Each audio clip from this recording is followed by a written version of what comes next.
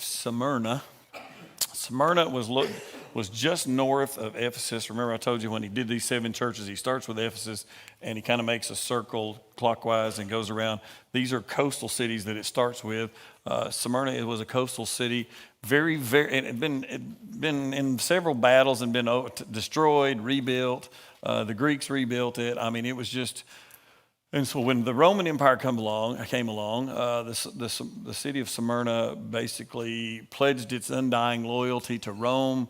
And for that reason, they even erected temples in Smyrna to go in and to drop a pinch of incense into the fire, into the flames on the altar, and worship the Caesar. So they had not only had all their pagan gods, but they also had a temple erected to worship the Caesars of Rome. And so people were required to go in periodically and go in and offer a pinch of incense and put it on the altar and say, Caesar is Lord.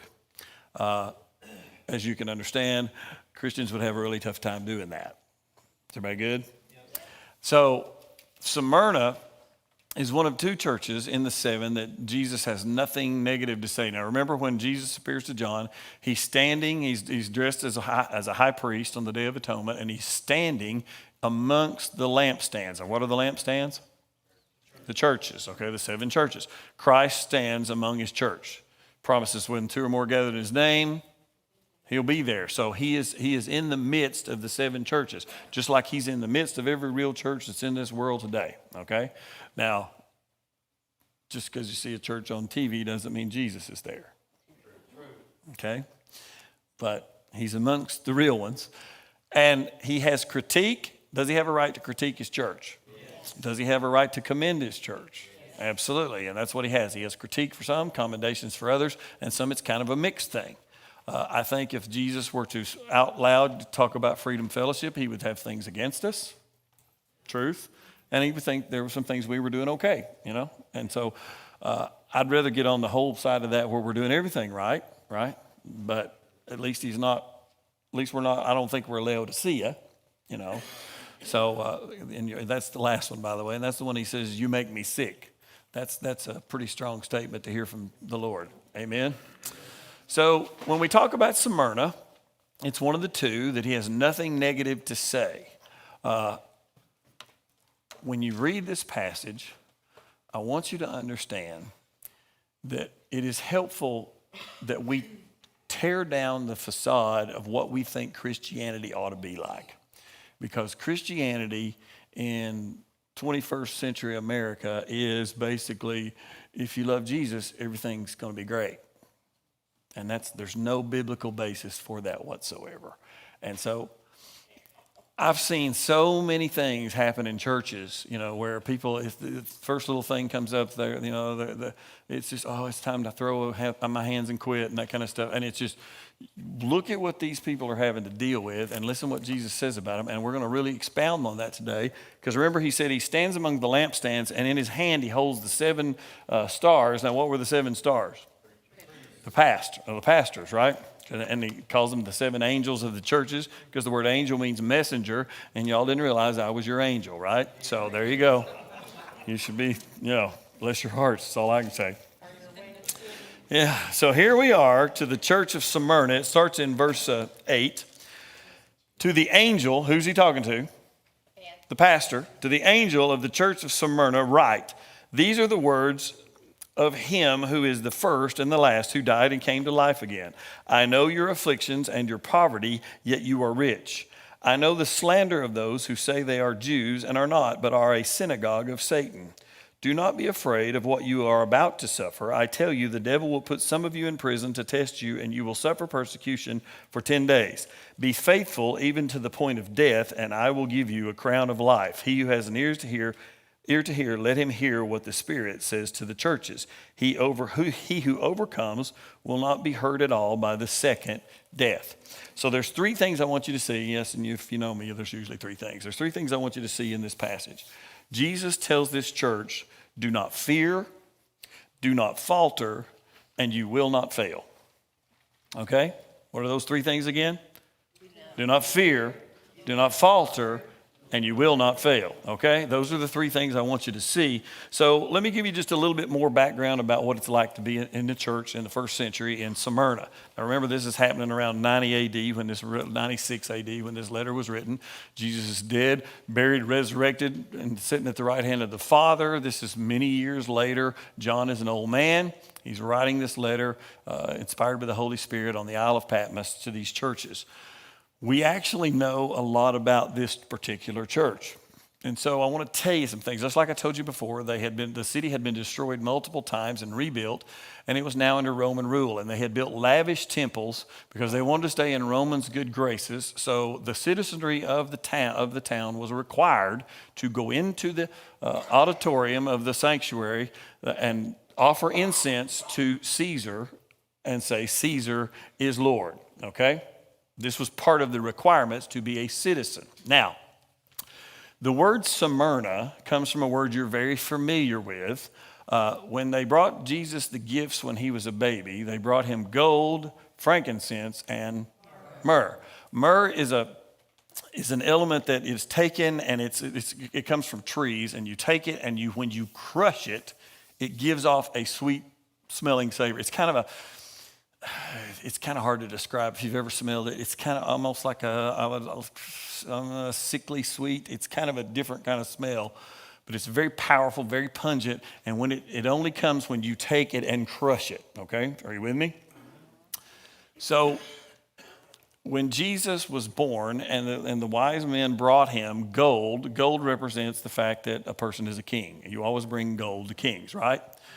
They brought frankincense, which was offered to God. Frankincense is what they used in the temple when they burned incense for the Lord. And the smoke that went up from the incense represented the prayers, the sweet-smelling prayers that went up to God, okay? How many of you believe that God likes it when you pray? Absolutely. Matter of fact, the reason Jesus died is so that your connection with God could be reestablished and you could have communication with God. That's the whole point. You with me? So that's what frankincense is. Myrrh was used to embalm bodies.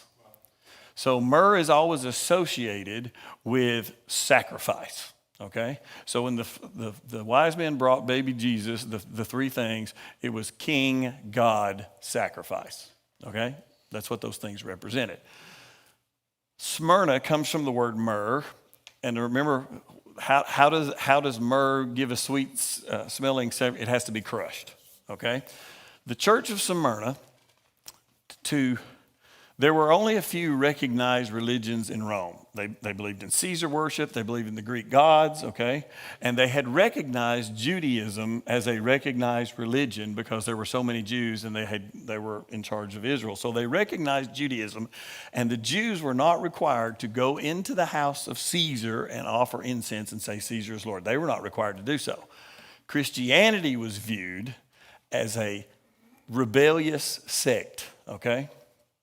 And so you see how we live in a world today where if you disagree with the government, you're a fringe, right? You're the fringe.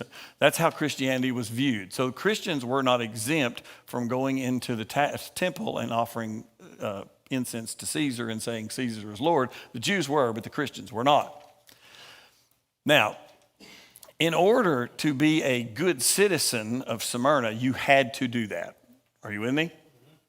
You had to do it. It wasn't that it was optional. This was required. They had these things they called the guilds or the trades. And it's kind of like we have labor unions today, but if you were a stonemason, you belonged to the stonemasons guild. If you were, of course, they didn't have electricians, but you know what I'm saying. If you had a certain skill, you had to belong to that guild in order to find work because the work was hired out of those trade guilds. Everybody good?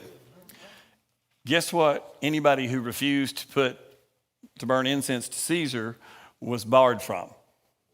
They couldn't join the guilds, okay? I've heard people all my life, I'll be honest, I've been in ministry for 30 years, and I've listened to people tell me why they can't come to church because of their job, right? I'm just so busy with my job, I can't serve in the church. I'm so busy with my job, I can't come to church, all that. These people couldn't work because of their worship. They weren't allowed. So when Jesus says, I know your poverty, do you understand what he's saying? And the word in the Greek for know is ido. It means to know intimately. Jesus knew exactly what they were suffering. By the way, these churches had no buildings. They had no money. They couldn't work. They met in caves to worship, okay? So, we just got through remodeling this nice building. If we were in Smyrna, we'd be in a cave right now holding candles if we could afford them. Are you with me? But it did not stop them from worshiping Christ. When we talk about the Church of Ephesus, they were good at following the rules, but they had lost their first love. This church loved Jesus so much they were willing to starve to death. You see the difference? So just being religious and being strict is not Christianity, okay? I know a lot of people who claim to be Christians and they're really strict about the rules, but there's no love in them, okay? Now, this church had its love right. Are you with me? So when Jesus, listen to what he says to them. He says, these are the words of him who is first and the last, who died and came to life again. Why do you think it's important that he would mention to them, remind them that he died and rose? Why do you think that would be important? Because he has the power over death, and they are living amidst tremendous suffering. But Jesus is telling them, this is not all there is. Okay? This is not all there is. So he says to him, who died and came to life again, I know your afflictions and your poverty, and yet you are rich. So, yet you are rich. The word he uses, the two words he uses there, are the same words he uses to describe Lazarus and the rich man in the parable of Lazarus. You know the story. Two words, poor, rich. I know your poverty, I know you're rich. Those are the same two words he uses. Now, here's what Jesus is saying. He's saying, let me tell you something. This world may think you're worthless, but you are rich in the sight of God. Why? Because you got your priorities straight. You love Jesus more than you love yourself. You love Jesus more than you love anything else. You love each other, and you're willing to suffer together for the sake of the name of Christ. And so he's like, you may think you don't have anything, but trust me, you do, okay? Because this life is not all there is. Are you with me? And so he says, I know intimately. Why do you think Jesus can say he knows intimately the suffering of these people? Because he's been there, done that, and got a t-shirt, right? And that's why he's reminding me, I died, but I rose again. I've suffered too. You have this in common with me. Can you imagine Jesus giving you the compliment of saying, you have this in common with me? So we go on. He says, I know your afflictions and your poverty, and yet you are rich. Now, so he says, I know the slander. We're going to come back to that. But he says, I know the slander of those who say they are Jews and are not, but are the synagogue of Satan. Do not be afraid. Remember I said there was three things he said. I want you not to be afraid, okay? First of all, all right? He says, I want you not to be afraid. I don't want you to falter. And I promise you will not fail. Okay, if you'll do those things, I promise you will not fail. So those are the three promises, the three things Jesus wants them to understand. He is giving them comfort, but he's also, when we ask God for things, what do we usually ask? When we're in suffering, what do we usually ask God to do? Take it away. Lord, if you love me, you see I'm suffering here. You will see none of that in this passage, okay? None of it. So he says, listen, I know what you're going through. And he says, don't be afraid of what you are about to suffer. So you're suffering, and it's going to get worse. Do you see this message? You're suffering, it's going to get worse. He said, I don't want you to be afraid. Now he backs up and he says, I know the slander of those who say they are Jews and are not, but are a synagogue of Satan. You say, well, what's that all about? He's calling Jews a synagogue of Satan. Is he talking about the whole nation of Israel? No. In Smyrna, there were people of the Jewish faith that despised the Christians, okay? And one of the things that they did, remember the Jews don't have to go in, and you would think of all people who would understand these Christians who did not want to go into the temple and offer a pinch of incense to Caesar and say Caesar is Lord. You think the Jews of all people would get that because there's no way they were going to do it. But they were exempted. But the Jews despised the Christians in this city, in a lot of places, by the way. You'll find that in, the Thessalonian Jews. I mean, you can find all kinds of where the Jews hated the Christians because they viewed it as a sect. They viewed it as a corruption of their faith. And so they hated these people. So some of the Jews in Smyrna actually started rumors about the church, right?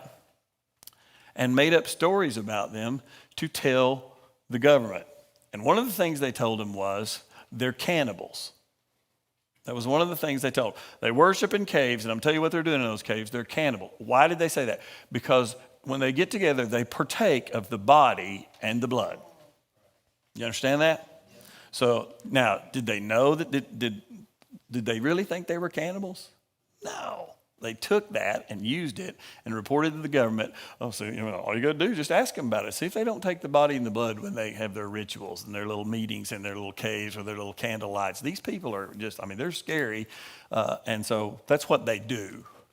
So these Jews are reporting on this church to try to get them in trouble. Are you with them? Because they despised them. You with me? Not only that, but they said they were sexually immoral because they greeted one another with what Paul called a holy kiss. In other words, when the Jews, when the Christian church got together and they met, and one of the things they'd always say, they'd say, Maranatha, which means the Lord is coming. And they would greet one another with that phrase, and they would kiss each other, right? Because they loved each other. Matter of fact, a lot of parts of Rome actually made fun of the early church because they loved each other so much. And so now, I'm not a huggy person. But if you're planning on kissing me, just hug me. That'll be enough.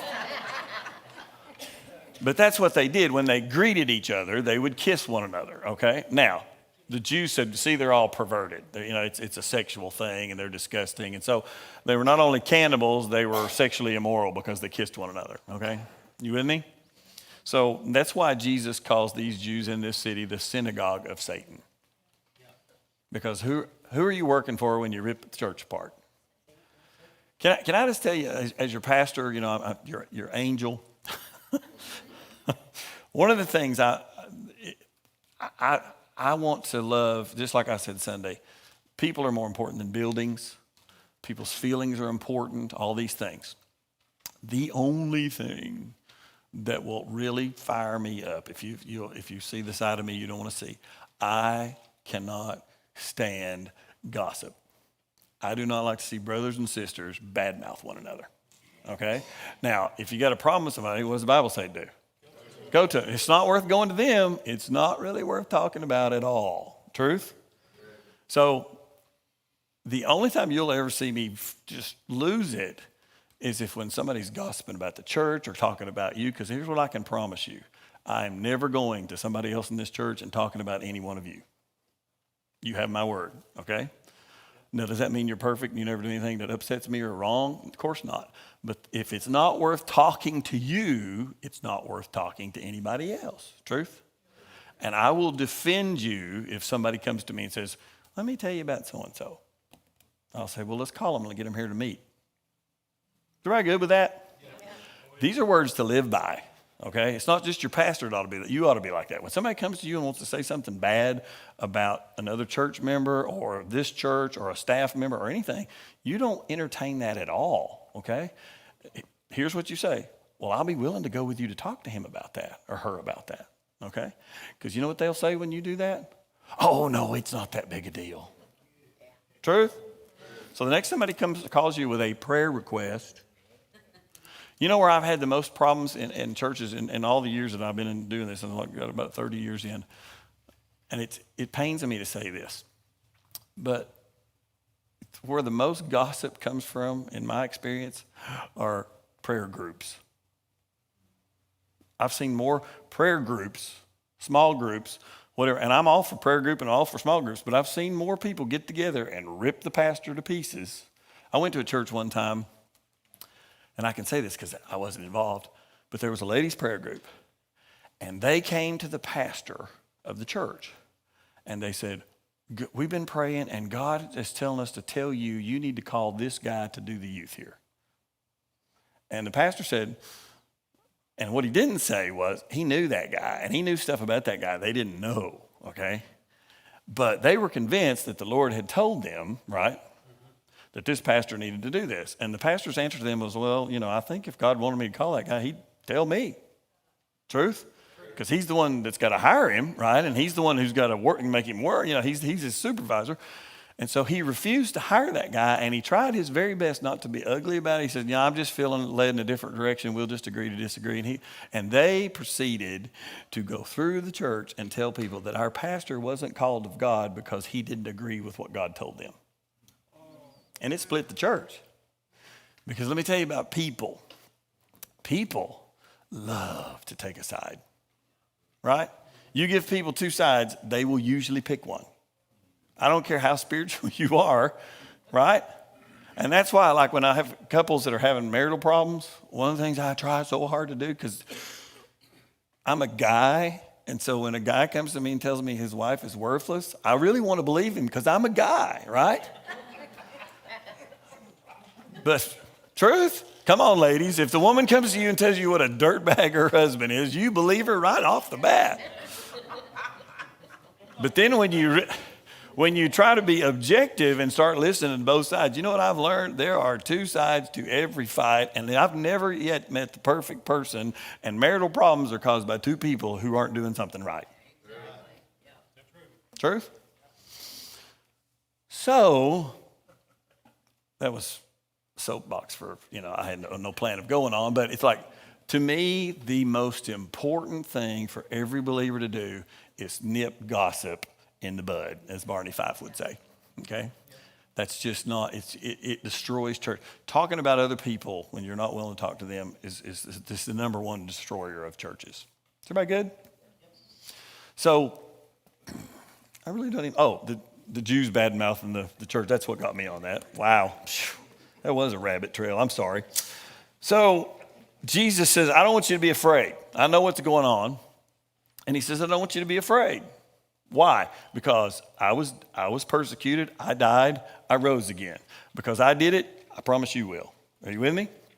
So he said, I don't want you to be afraid. So the first thing was do not fear. Then he says, I don't want you to do not falter. I tell you, the devil will put some of you in prison to test you, and you will suffer persecution for 10 days. Be faithful. Even to the point of death, and I will give you the crown of life. Isn't that good? So did Jesus say, I see you're suffering, and I know you've been praying, and I'm just going to deliver you from all that suffering right now? No. If you got up in Joel Osteen's church and preached this, people would walk out by the droves. And he's just one of many. Is it part of God's plan for you to suffer sometimes? There are more people being killed for their faith around the world right now than there ever has been in history. And it's coming soon here. And it is going to weed the churches out. Okay? So Jesus says, I know you're suffering. You can't even get a job. You're worshiping in caves. They got this lavish temple built for Caesar, and you got to worship in a cave. You're worshiping the King of Kings. They're worshiping a guy who's going to die in a few years, be replaced. You're worshiping the first and the last, the one who was and is to come. That's who you're worshiping. You're meeting in a cave by candlelight. They're calling you cannibals. They're calling you perverts. And you can't even get a job. I know you're suffering. And he says, and the word he uses for know, I know it intimately. I know you're suffering. And then he says, and it's going to get worse, and I want you to be faithful. Whew. That's a big ask. By the way, I said that Sunday. I said it was an arrogant ask, and a lot of people thought I said something else. Ask. Okay. I did not curse from the pulpit. But I will not promise that if you follow me around and I hit my nail with a hammer or something, I won't say something you'll be shocked by, but I didn't do it then, okay? So, whew. At least 4. It wasn't really calls. People were laughing. Did you really say? I said, that's not what I said. Yeah, I said it was an arrogant ask, okay? With a K. I'm going to start learning to enunciate a little better. So, anyway. But either word would have really worked. I'm just saying, okay? Either one would have worked, okay? When you're talking about the Pharisees, either one would have worked. All right, so anyway, he's like, I don't want you to be afraid, but I'm going to tell you it's going to get worse, and I want you to endure. Okay? Why would God ask you to endure suffering? That's one reason. What? To bring him glory. Because I want to tell you something. And I see this in hospitals a lot. You watch somebody die who's a pagan. You watch somebody die who's a Christian. Huge difference. Huge difference. Because, and if you want to know why the country's so divided right now, and some of these people are losing their mind over COVID, if you thought this life was all there was, you would too. But it's not, and we know it's not. And it's like, I don't want to die today, but if I do, that's not the end of all things. I know where I'm going, and there's a whole lot better place waiting for me because I believe in Jesus Christ. But if you don't have Christ, you think this is all there is. It's not, and it's going to get worse for you if you don't accept Christ. But if you thought this was all there is, would you not be in a total panic about what's going on in the world right now? Yeah. Of course you would. Lost people act like lost people. That's why they need Christians to tell them the truth. And not all of them are going to listen to you. Everybody good?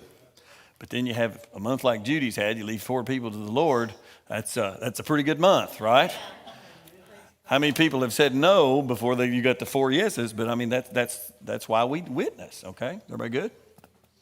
Wasn't trying to pick on you. It's just a good thing. So here we are.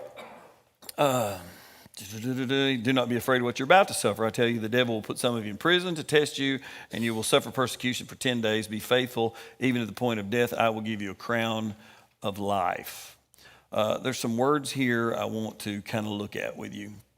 When he talks about, I know your afflictions, back in the first part of this, I know your afflictions. The word for afflictions is thlipsis in the Greek, and it really means to take something that's got such a weight on it, it's being crushed, right? Now, how does myrrh give off a sweet savor? Because it's being crushed. Jesus says, I know you're being crushed, but understand that it's for God's glory. It's going to give off a sweet savor for God, because people are going to watch the church suffer, and they're going to see because when you get squeezed, what's inside comes out, right? I've seen people leave a church because the pastor didn't shake their hand, right? Or somebody was mean, right? Or they didn't like the color of the carpet. I mean, I've seen people leave churches for the craziest reasons, right? Here's Jesus saying, I know you're being crushed, but I want you to be faithful. Give me a room full of people like that. A room full of people like that change the world, right? If we wear our feelings on our sleeves and we're so easily hurt and bruised that, we can't ever be any good to anybody else, we're not really where we need to be with Christ, are we? Because it's really about being crushed. And I'm not a Rick Warren fan. I do not recommend Rick Warren's sermons or messages. I think he's a little bit too much on the name it, claim it side of things. However, he wrote this book called Purpose-Driven Life. And I don't agree with everything in Purpose-Driven Life. And I'll tell you why. There's things that he says, like, if you pray this prayer, welcome to the family of God, right? How does he know, right? Because I know lots of people that pray the prayer and are still lost as a goose. What did we talk about Sunday? Genuine salvation. What accompanies genuine salvation? You have to be found by God, okay? You have to respond in faith, and that will cause you to follow. You can pray all the prayers you want to pray, but if you don't have those ingredients, you're not saved. Is everybody okay with that?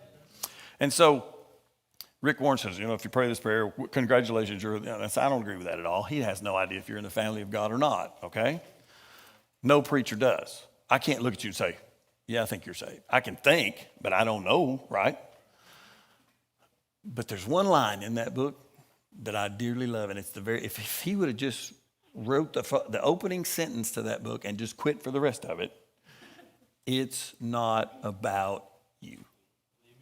That's the opening line. It's not about you. Boy, does the church need to hear that.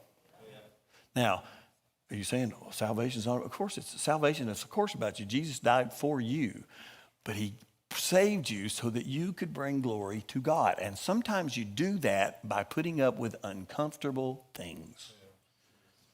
Everybody okay? And that's what this church was doing. You couldn't even get a job. They weren't quitting the church because, my work schedule was just so hectic I can't. They couldn't work because of church, because they weren't allowed to. And people despised them. Everywhere they went, everybody hated them. I mean, it's like, you ever had somebody hurt your feelings? Can I tell you what happened to me years ago? You hear me say this a lot. I don't have feelings anymore. Very few, because everything you can imagine that's been said about me could be, okay? Because if you're going to serve Christ, somebody's going to hurt your feelings. And sometimes your feelings need to be hurt, right? I don't remember who says it all the time, but facts don't care about your feelings, right? It's like if somebody steps on your toes, they probably needed to be stepped on, right? But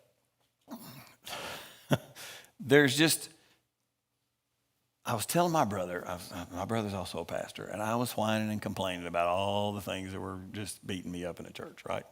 And he listened patiently, because my brother's endured a lot more than I have as far as quote, quote, persecution. And by the way, I've not been through anything like this. Have you? But I was whining. You ever feel sorry for yourself and have a pity party and just, it's like, oh, they're just so mean to me down there and they don't like me. And, it's like, and on and on. And he listened patiently. And here's what he said. And he didn't even have to elaborate. He didn't have to explain it because it was like a thunderbolt. He said, Scott, can I just tell you something? And I said, yeah, what? And he said, and I thought he was going to give me some really good advice. And he did, but it wasn't advice I wanted to hear. He said, dead people don't feel nothing. Dead people can't feel anything. And he didn't say another word because he didn't need to, but what does the Bible teach? If I'm crucified with Christ, I'm dead to me. So how can you hurt my feelings if I'm dead? Right? You ever go to a funeral home and there's a guy laying in a casket? Do you ever hear him raise up and go, how's my hair? Right? They don't care anymore. If you're dead to self, your feelings don't matter. Truth? If your feelings are still on your sleeve and you're still, then you're not as dead as you need to be, right? I say that not just to you, but to me. We're not as dead as we need to be. It's not about us. Truth? And sometimes suffering brings God glory. If we suffer righteously. If we whine and complain, we're just like the children of Israel who got left in the desert. If you think God hates a whiner, read Exodus.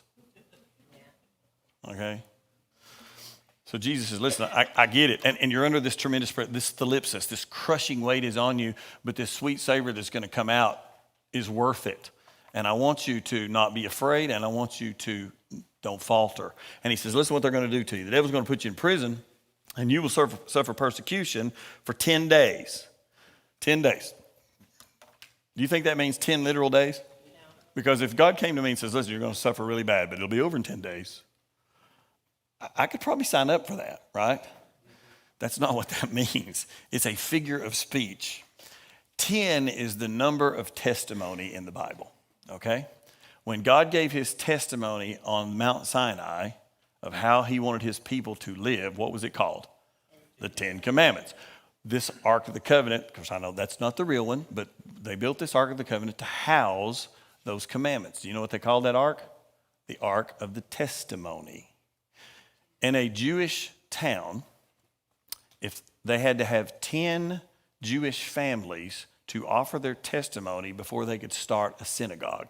You had to have at least 10 Jewish families. So these people would witness, they would bear witness, they would testify that we are 10 Jewish families who believe in God. We can build a synagogue in this town. If you couldn't find 10 Jewish families, you couldn't build a synagogue in that village. You with me? If a Jewish couple got married, 10 Jewish men had to witness the marriage before so that they could testify, to give their testimony that it was valid. 10 is the number of testimony. So what's Jesus telling you? I want you to suffer so that you will have a test your suffering will be a testimony to my glory. You with me? That's what the 10 days is about. Is that new to everybody? Everybody? That's what that means, okay? So the word that's used a lot for witness in the New Testament is martyreo or marturo, and it's really where we get our word martyr, okay? You with me? The word martyr in those days, that Greek word, actually meant witness. That's what they called a witness. So if you were on a witness stand, you were that martyro. That's what you were doing. Okay, you were a witness. Because of the church, the early church, their witness for Christ was so persecuted. That word has come to mean what? Someone who dies for their faith. Okay. So that's one of those cases of a word that starts out meaning one thing, and because of circumstances, it means something totally different now. You with me? That's how dedicated some of these Christians were. They were willing to die for their testimony. So Jesus said, you're going to suffer for 10 days. You're going to bear witness. You with me? You good? So I want you to, he says, be faithful even to the point of death, and I'll give you a crown of life. One of the things that Jesus said, he says, don't fear man who can kill the body. Fear the one who can put the soul in hell. Fear him, Jesus said. Because it's like the worst they can do to you, folks, is kill you. But if you know Christ, you're going to live forever. Everybody good? Yep, that's right. Because this is just a tent, okay? So that's what he's talking about when he talks about the synagogue of Satan. He's talking about those Jews that are persecuting him. And then he's talking about, I want you to be faithful even to the point of death. I want your testimony to survive the suffering that you're about to go under, because you think it's bad now, it's about to get worse. Reckon when they read this letter, anybody left the church? I'd say probably somebody did, right? It's like, you're kidding me, right? It's gonna get worse. You see where we're worshiping? We're in a cave, dude. Okay? I hadn't had a job in 5 years since I became a Christian. And he's telling me it's gonna get worse. Can I tell you that constant prosperity and good times does not strengthen faith. Suffering strengthens faith. It's being refined, okay? That's why Peter says, you're being refined. It's like a fire. These trials that come along, they're for your own good. They're going to build up your faith. And James says it. It says, be happy when you fall into all these problems, because it's going to build your faith. Anybody can be nice when people are nice to them, right? And that brings us to the next point. He says, I want you to, first of all, he says, don't be afraid. Right? It's going to get worse, so be faithful. And you will not fail. Listen to what he says. He who has an ear, he said, be faithful even to the point of death, and I will give you the crown of life. In other words, you will be rewarded. I will see to it that if you are faithful, if you're not afraid and you are faithful, that you will overcome. Okay? You with me? He that has an ear to hear, let him hear what the Spirit says to the churches. He who overcomes will not be hurt at all by the second death. Now, is he saying you won't die the first one? No. But he said the second one. What is the second death, church? That's hell. That's judgment in hell, okay? He says you won't be hurt by that. He says now, is he teaching works salvation? No. But he is saying if your salvation is real, you will work. Okay? If you walk away, it proves you weren't real. That's why John says in 1 John, I think it's 1 John, they left us because they never really were part of us. They didn't endure. And so Jesus promises if you don't fear and you don't falter, you will not fail. Well, there's the phone. Is that my alarm telling me I need to wrap this up? So, he who has an ear to hear, let him hear what the Spirit says to the churches. He who overcomes, the word for overcome in the Greek is Nike. So what does that word mean? Years ago, I bought a pair of tennis shoes. I won't do it now because I can't stand the company, but it had a big check mark on the side, right? What kind of shoes are those? Nike, right? The Greek, it's a Greek word. It's really pronounced Nike, and it basically means to overcome, to be victorious, okay? This is the word he uses here. I want you to be victorious, and I promise you'll be victorious if you do not fear and you do not falter. I will see to it that you get the victory. You will win the victory. When he says this, when he writes this letter, he is writing, and it says to the angel, right? Now, who's that? We know who this pastor is. This pastor was a fellow by the name of Polycarp, and he was trained for this church by the Apostle John himself. And we know when Jesus is giving this letter to this pastor, we know this angel. His name was Polycarp. Polycarp lived what he believed. He was a faithful witness in spite of persecution, and he is the pastor of the church at Smyrna. There came a time, just like when Jesus is talking about it, it's going to get worse. When Polycarp was 86 years old, okay, he was arrested because he refused to drop a pinch of incense in the temple for Caesar, and he refused to do so because he would not say Caesar is Lord. The Lord had warned him in a dream that he was going to be arrested, so he was ready. When the soldiers came to his house, Polycarp invited them in and made them a lavish meal and sat down and talked with him just like they were old friends. Now, he knew what they were there for. They were the church tradition says they were so impressed by how sweet and kind this man was because he not only loved his church, he loved his enemies. They were so impressed with how much he loved them that they begged him to just whisper the words, Caesar is Lord, so they could hear it and go back and say, we don't need to take him in. But I don't want to read his quote exactly because there's some things that you shouldn't take out of context. You shouldn't mess it up. This is his exact words to these soldiers. Now remember, they're coming to arrest him. He's fed them a meal. He's sitting at the table with them, talking to them like they're old friends. And they beg him, just say it. Just let one of us hear you, and we'll go tell them it's fine. Because they were that amazed by how he loved them, okay? This is what he said when they asked him to do that. For these 86 years have I served him, and he never did me any harm. How then can I blaspheme my king and my Savior? That's what he said. They took Polycarp and arrested him, and they burned him alive. As he burned, the Jews and the pagans of the city cheered while he burned alive. Did he overcome? He most certainly did. I don't know about you, and I hope none of us ever have to go anything like that, but here's what I hope. It's not about how you start. It's about how you finish. And I want to finish well. I got lots of faults, got lots of things that need to get better, and Jesus is still working on me. Can I get a witness? And I'm not talking about me now. I'm talking about you. I don't need you to reaffirm that I need help.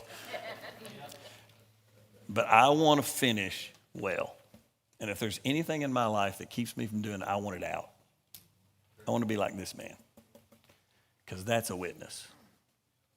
Okay? That's a martyreo. That's a martyr for Christ. That's somebody who loved his enemies as much as he loved his brothers and sisters.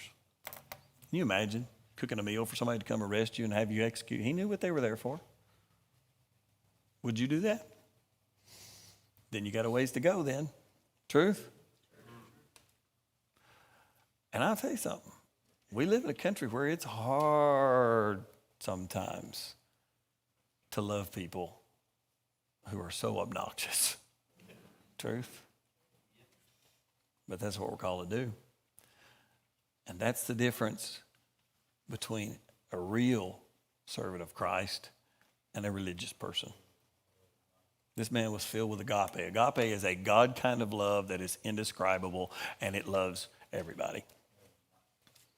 And boy, how bad does the world need that right now? So be careful and don't get caught up in all this bickering that's going on, okay? Don't be caught up in all this. Make sure you love your enemies and tell them about Jesus Christ. It's that man set an example. We know who this angel was, and we know what he did, and we know how he lived his life. And he lived 86 years under all this pressure that the Lord talked about. But he overcame because he did not falter and he did not fear. And they can only kill you once. Truth? So what discourages you today? What causes you to want to pull back and shrink back and hide and run away? What discourages you? Put it on the altar. Be willing to be crushed for the glory of God. Dead people can't feel anything. Truth? I can just tell you, if you're going to get out there on the front lines and try, my brother said something to me one time I just thought was incredible. I've used it a million times, but he says, I no longer am worried about hearing, well done, good and faithful servant. I just want to hear, nice try. Can I tell you, if you really try to take a stand for Christ, people are going to cut you to ribbons, okay? And it's not just the people that you expect. It happens within the church, right? Some of the meanest people I've ever met were church people. Not really here, okay? No, I'm not picking on anybody. But I mean, I've had some of the nastiest things said about me by people who thought they were spiritual. And what do? You're supposed to pray for them and love them anyway. That's what Jesus did. We're going through the book of John right now, and it fascinates me that as much as the Pharisees hated him, he kept trying to tell them the truth so they would listen. That's what we're supposed to do. If we're going to be like Christ, that's what we do. So, what causes you to shrink back? Put it on the altar. Jesus says, I know your suffering. I know your persecution. I know what hurts. But I've hurt a lot worse than you have. And if you'll be faithful and you won't be afraid, you will overcome. And all God's people said. Amen. Isn't that a great passage of Scripture? So, that's the one he didn't have anything bad to say about, and now you can kind of understand why. So, any questions? Yes? So you said that each church is not only an actual church, but you think it's a representative. It's an age. It's a church age. And we'll get to that at the very end. We'll go back and recap all that. But the first century church became very legalistic. They became almost Pharisees. The second round became the persecuted church. When the Emperor Domitian and some of these guys start coming on, and Nero, I mean, they turned up the heat. And out of that period of time, there came some of the most faithful Christian martyrs that has ever been. I mean, these guys were on fire because they loved Jesus, and they loved Jesus more than they loved their own lives. And then this thing progresses. So it's amazing to me how incredible God is that he picks these churches and he goes around the circle, and not only does every one of those churches have a different thing about them, but every one of those churches represents an age of the church. And we'll recap that at the end. But that only a sovereign God could pull that off. There again, if you struggle with your faith, study the Word. Because the more you study the Word, the more you will begin to see there is no way that this isn't God. People couldn't come up with this. It's way too deep for people. Okay? Everybody good?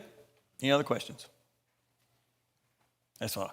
I'm excited because it's kind of downhill from here on the 7 churches. I really love this church.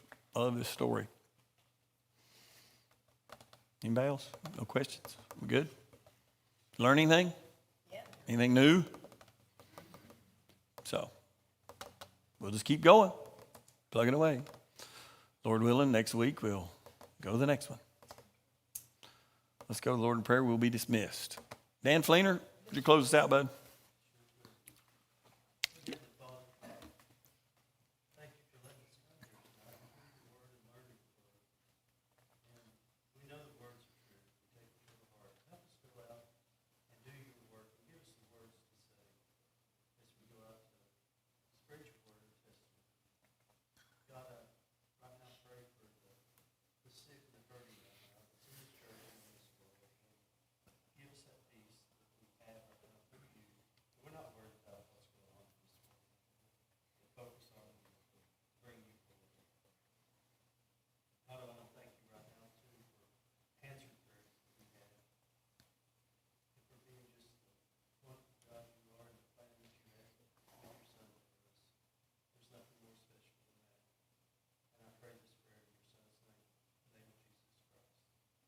Amen? Thanks for putting up with me. Yeah. Yeah. Yeah. I look like one of those little chubby cherubs on the...